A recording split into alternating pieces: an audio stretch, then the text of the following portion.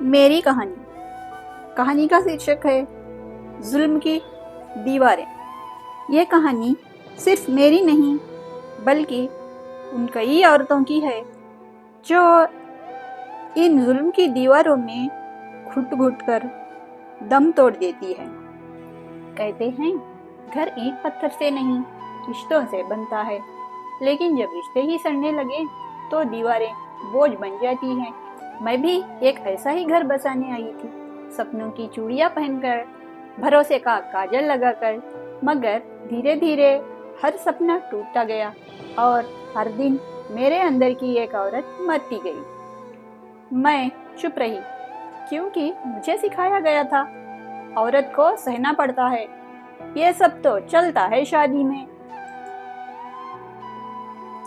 پر کوئی یہ کیوں نہیں بتاتا کہ چلتے چلتے جب آتم سمان دم توڑ دے تو شادی نہیں بس ایک سمجھوتا بچتا ہے۔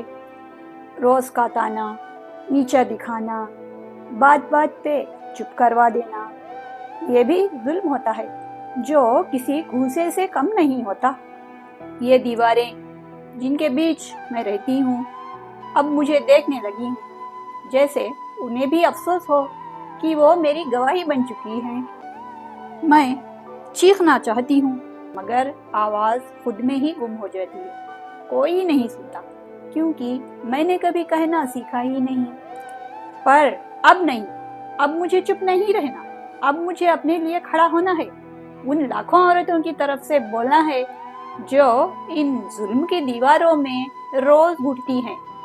میں جانتی ہوں شاید ابھی بھی کوئی میری آواز نہ سنے، مگر جب ایک عورت اٹھتی ہے تو کئی اور آوازیں بھی جگتی ہیں، کیونکہ اب میں صرف بیوی نہیں بلکہ ایک انسان ہوں، اور میری خاموشی اب میری طاقت ہی نہیں، میری آواز ہے۔